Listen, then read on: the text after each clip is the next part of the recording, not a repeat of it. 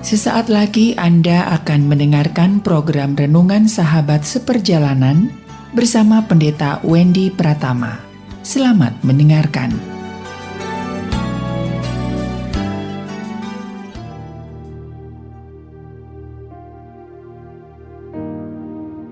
Selamat berjumpa kembali dalam layanan audio Sahabat Seperjalanan. Hari ini adalah hari Kamis 25 Mei 2023. Tema Renungan Saat Teduh kita dengan judul Hidup Walaupun Mati. Hidup Walaupun Mati.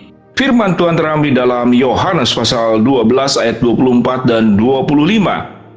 Aku berkata kepadamu, sesungguhnya jikalau biji gandum tidak jatuh ke dalam tanah dan mati, ia tetap satu biji saja. Tetapi jika ia mati, ia akan menghasilkan banyak buah. Barang siapa mencintai nyawanya, ia akan kehilangan nyawanya. Tetapi barang siapa tidak mencintai nyawanya di dunia ini, ia akan memeliharanya sampai kepada hidup yang kekal. Mari kita berdoa. Bapa di dalam surga, terima kasih kami setiap hari diberikan siraman kebenaran firman Tuhan yang menguatkan kami, yang memberikan kepada kami tentang nilai-nilai hidup, bagaimana menjalani kehidupan, dan bagaimana menghadapi kematian. Dalam nama Tuhan Yesus kami berdoa, amin. Shalom sahabat seperjalanan yang dikasihi Tuhan. Kata yang tidak kita inginkan, kalau bisa kita coret dalam kamus, dalam bahasa apapun juga, dalam bahasa Indonesia, bahasa Inggris, Jerman, apapun, kata yang kita tidak disukai, yaitu kita akan coret dalam kehidupannya. Apa yang kita akan coret, yang kita tidak sukai, yaitu mati atau kematian. Tidak ada seorang pun yang suka atau bahkan merencanakan kematian. Kita tahu dengan jelas, dari kita mulai hidup, kita melakukan banyak perencanaan. Perencanaan sewaktu kita kecil direncanakan oleh orang tua kita. Akan diberikan air susu yang artinya dari ibu ASI atau kemudian air susu kaleng yang kita beli. Akan disekolahkan di mana, kemudian penjurusan apa, setelah selesai kuliah, apa yang kita rencanakan, pasangan hidupnya siapa, pekerjaannya apa, masa depannya seperti apa, semua direncanakan. Tetapi ada bagian yang kita tidak perlu merencanakan dan kita tidak mau menghadapinya, yaitu kematian. Pada bagian firman Tuhan yang kita baca dalam Yohanes pasal 12, itu di dalam ayat 20 sampai dengan ayat 36. Lembaga Alkitab Indonesia menjelaskan tentang Yesus memberitakan kematiannya. Yesus memberitakan kematiannya. Jadi Yesus memberitahu kepada orang banyak tentang kematiannya. Dan apa sebetulnya dampak daripada kematian Yesus yang kita sudah pelajari di dalam Alkitab. Kematian Yesus itu membuat kita hidup yang tadinya kita mati di dalam dosa. Kita dibawa sebuah hukum maut. Sangat maut itu dosa. Tetapi lewat kematian Yesus, dampak daripada kematian Yesus adalah memberikan kepada kita sebuah kehidupan, memberikan kepada kita sebuah kepastian, memberikan kepada kita janji kebangkitan. Dan itu sudah Tuhan Yesus lakukan sewaktu Yesus membangkitkan Lazarus. Itu yang disebut dan bagaimana menyikapi kematian dan setiap orang untuk menghindarinya. Namun sesungguhnya kematian itu harus ada di dalam perencanaan.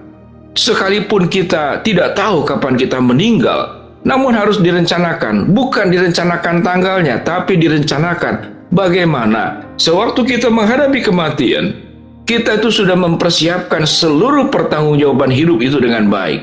Yesus mengilustrasikan dirinya, dan itu harus kita teladani dan ikuti dalam kehidupan kita. Apa yang firman Tuhan katakan? Aku berkata kepadamu, sesungguhnya jikalau biji gandum tidak jatuh ke dalam tanah dan mati, ia tetap satu biji saja. Tetapi jika ia mati, ia akan menghasilkan banyak buah.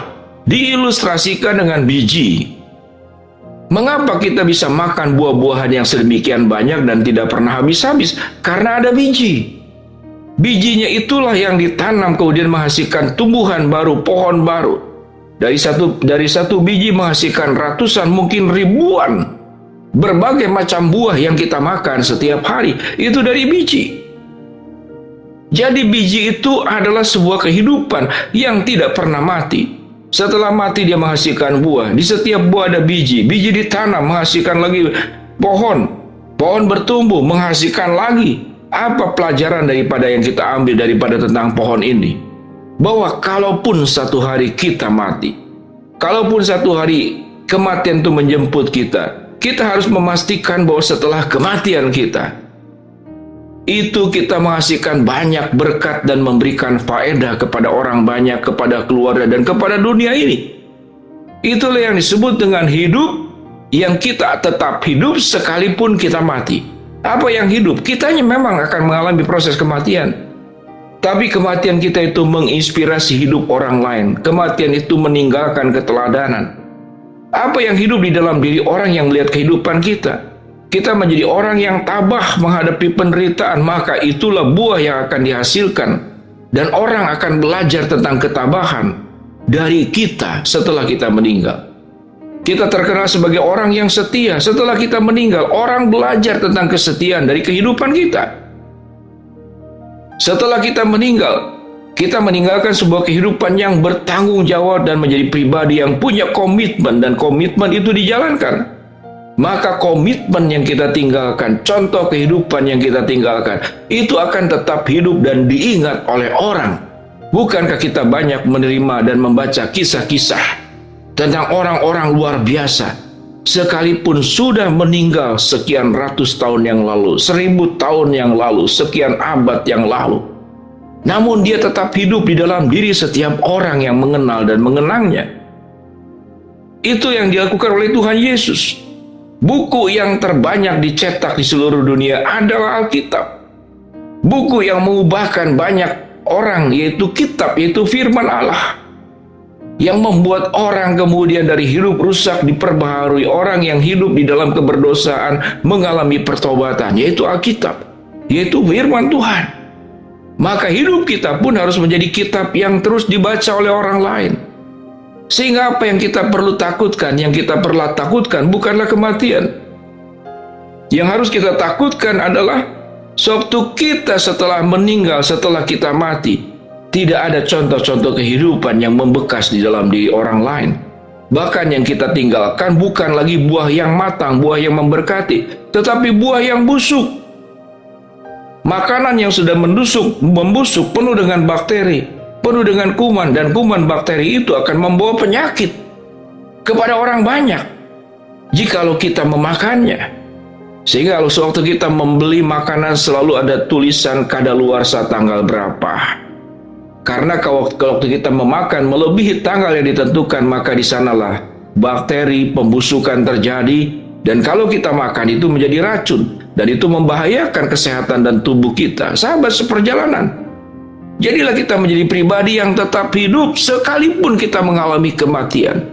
Berjuanglah, tidak hanya berjuang untuk kaya, berjuang hanya untuk sukses, berjuang untuk terkenal, berjuang untuk menjadi seorang sultan dalam hidup ini. Tapi berjuanglah bagaimana kehidupan kita itu membawa sebuah keteladanan seperti yang dilakukan oleh Yesus. Seluruh kehidupannya dalam rangka untuk membawa berkat buat orang lain, menyelamatkan orang lain, membawa orang yang tersesat kembali kepada jalan yang benar. Apakah itu yang kita lakukan dalam hidup? Baiklah sahabat perjalanan, kita mengingat lewat renungan saat ini bahwa setiap kita akan mengalami kematian, tapi pastikan bahwa setelah kita mati, kita tetap hidup. Sehingga tema yang kita pelajari, hidup sekalipun kita sudah mati. Biarlah kita berjuang terus, mengisi seluruh kehidupan ini dengan benar, apapun peran dan posisi setiap sahabat seperjalanan. Pastikan kalau engkau mati, engkau memberi kehidupan, engkau memberi keteladanan, engkau memberikan kisah-kisah yang memberkati buat orang lain. Mari kita berdoa. Bapa dalam surga, terima kasih buat kebenaran firman Allah yang sudah kami baca. Jadikan kami hidup mengalami sebuah kehidupan yang diubahkan dan memberkati orang lain. Hamba-Mu berdoa buat sahabat seperjalanan yang sedang sakit, Tuhan jamah sembuhkan. Sahabat seperjalanan yang sedang menghadapi masalah, Tuhan bukakan jalan. Sahabat seperjalanan yang sedang berdoa mengharapkan sesuatu, Tuhan kabulkan dengan cara dan waktunya Tuhan. Dalam nama Tuhan Yesus kami berdoa. Amin.